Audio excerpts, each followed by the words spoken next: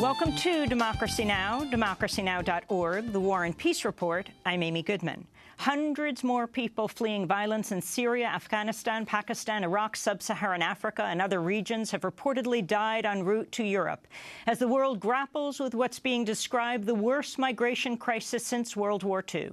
As many as 200 people may have drowned when a boat headed to southern Europe sank off the Libyan coast Thursday. Another boat with 50 people on board also reportedly capsized Thursday. Swedish officials say they also found the bodies of more than 50 people who died from breathing toxic fumes in the hold of another ship. The Mediterranean Sea has become one of the world's deadliest borders as more than 300,000 people displaced by war and violence have attempted to reach Europe this year. On Thursday, German Chancellor Angela Merkel attended a summit with leaders from the Western Balkans about the migration crisis. Meanwhile, less than 30 miles away, residents held a vigil to commemorate the deaths of more than 70 people who apparently suffocated in a truck earlier this week while attempting to reach northern European countries. One of the vigil goers called for people to receive safe passage throughout Europe. Building up our borders or fighting even more against people smuggling cannot be the solution. We need safe passages for these people. These people have nothing to lose. Their choice is between taking the chance and coming to Europe or dying at home. On Thursday, President Obama spoke in New Orleans on the 10th anniversary of Hurricane Katrina, the 2005 storm that devastated the Gulf Coast and New Orleans, killing more than 1,800 people, forcing more than 1 million people to evacuate. The storm laid bare a deeper tragedy that had been brewing for decades because we came to understand that New Orleans, like so many cities and communities across the country, had for too long been plagued by structural inequalities that left too many people, especially poor people, especially people of color, without good jobs or affordable health care or decent housing. We'll have more on Hurricane Katrina after headlines. Among our guests will be the actor Wendell Pierce, a New Orleans native who wrote The Wind in the Reeds, a storm, a play in the city that would not be broken. In Guatemala, tens of thousands of people marched through the streets Thursday to demand the resignation of President Perez Molinas. It's the latest in months of massive demonstrations over a corruption scandal that's led to the resignation of the majority of the president's cabinet and the arrest of top officials, including the vice president. Earlier this week, the Guatemalan Supreme Court lifted the president's immunity from prosecution, clearing the way for his impeachment and passing the impeachment recommendation along to the Guatemalan Congress. For all of our coverage of the ongoing uprising in Guatemala, you can go to democracynow.org. In news from Mexico, the parents of the 43 students who disappeared after being attacked and detained by local police last year are preparing to send a delegation to Philadelphia in efforts to meet with Pope Francis in September. The disappearance of the 43 young men who were training at the Rural Teachers College of Ayotzinapa in the southern state of Guerrero has sparked international outcry and prompted calls for President Enrique Peña Nieto's resignation. On Wednesday, family members and residents marked the 11-month anniversary of the students' disappearance. Felipe de la Cruz Sandoval, spokesperson for the families of the disappeared students, denounced the Mexican authorities handling the case, including the alleged destruction of surveillance footage that may have captured the students' kidnapping. First off, the fact that they made a surveillance video disappear from the Tribunal for Justice in Iguala. This evidence is the most important because it is the moment when they stop the bus and take away some of the young people, the Normalista students. By disappearing them, we see the protection and complicity that they want to give to the criminals of that night. We already knew we couldn't confide in the Mexican government, and now with these results, we can confide even less. American officials say a U.S. drone strike has killed a 21-year-old British citizen who is a member of the self-proclaimed Islamic State's hacking team. Officials say Junaid Hussain from Birmingham, England, was killed in Raqqa, Syria, on Tuesday. Meanwhile, Yemeni officials say U.S. drone strikes killed 5 people in the southeastern seaport of Mukalla on Wednesday. The dead are being described as suspected members of al-Qaeda. In the United States, North Dakota has legalized the police's use of drones armed with pepper spray, tear gas, sound cannons, and tasers. The legislation, signed by the governor in April, also permits the police to use drones to collect real-time intelligence video after obtaining a search warrant.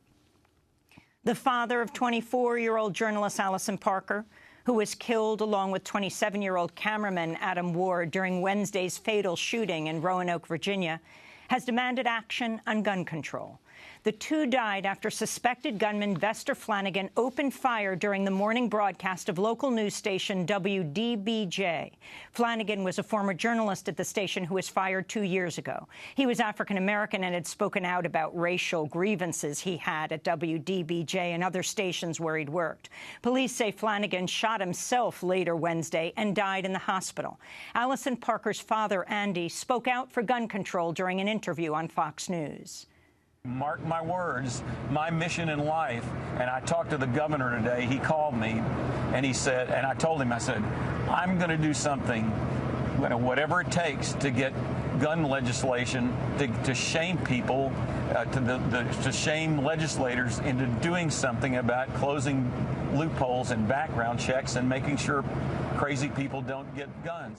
The National Labor Relations Board has issued a ruling that could clear the way for fast food workers and other employees to collectively bargain with large corporations such as McDonald's, rather than with the individual franchises or subcontracting companies. The decision held that a California company called Browning Ferris Industries was a joint employer of the subcontracted workers who'd been hired to staff its recycling center. The ruling means that a union representing those subcontracted workers now have the right to collectively bargain with the top company. Labor lawyers are saying it could be one of the most significant rulings in the last 35 years. NASA says satellite imaging has already shown a rise in sea levels due to climate change and that more dramatic rises are in store. The panel announced that the worldwide sea level has risen an average of nearly 3 inches since 1992.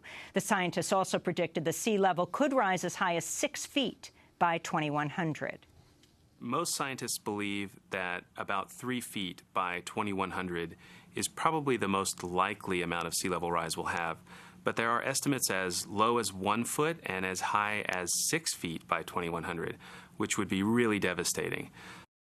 That's scientist Josh Willis. In Chicago, relatives and community members held church services to commemorate the 60th anniversary of the death of 14-year-old Emmett Till. He was abducted, beaten, and shot after he allegedly wolf-whistled at a white female store clerk named Carolyn Bryant while Till was visiting his relatives in Money, Mississippi. Emmett Till was a stutterer, and his mother had taught him to whistle anytime he felt a stutter coming on. Emmett was kidnapped from his uncle's farm on August 28, 1955. His corpse was found 3 days later in the Tallahatchie River with a bullet hole in the head, barbed wire wrapped around his neck, and a cotton gin fan weighing down his body. Emmett Till's mother, Mamie Till Mobley, held an open casket funeral for her son in Chicago, wanting to show the ravages of racism, the brutality of bigotry. The published images of his brutalized body galvanized the civil rights movement. Store clerk Carolyn Bryant's husband, Roy Bryant, and his half-brother, J.W. Milam, were tried and acquitted for Till's murder by an all-white, all-male jury that fall. The two later confessed to the murder, but have since died. Meanwhile, Saturday is the first anniversary of the death of 17-year-old Lennon Lacey, who was found hanging from a swing set in a majority-white trailer park in the tiny town of Bladenboro, North Carolina, 1 year ago. Local authorities quickly ruled his death a suicide, a claim his family has disputed. Lacey had been in a relationship with an older white woman who has said that they often faced harassment for their interracial relationship. His death is being investigated by the FBI as a possible lynching. And the U.S. Attorney for the Southern District of New York has announced it's joining the investigation into the death of Samuel Harrell, a 30-year-old African-American man who died at the Fishkill Correctional Facility in Beacon, New York in April, after as many as 20 corrections officers kicked, punched, and dragged him down a flight of stairs while he was handcuffed. Harrell was diagnosed with bipolar disorder. The group of the officers who assaulted Harrell are known as the Beat-Up Squad. In Poughkeepsie, New York, residents staged a protest Thursday to demand criminal charges be brought against the officers. Margaret Quaitung of the Hudson Valley Black Lives Matter Coalition spoke out. We're here today to get justice for Samuel Harrell's family. We're here to demand that DA William Grady of Dutchess County press charges on all of the officers involved in his fatal beating. The officers continue to work in the facility, and they continue to harass and dehumanize the prisoners that are there. This is for Samuel Harrell, and to make sure that his life matters, and that make sure that he is brought into this Black Lives Matter movement as a prisoner whose life often doesn't seem to be counted in the same way. Samuel Harrell died in the hospital after the guard beating. And those are some of the headlines. This is Democracy Now!, democracynow.org, The War and Peace Report. I'm Amy Goodman. And I'm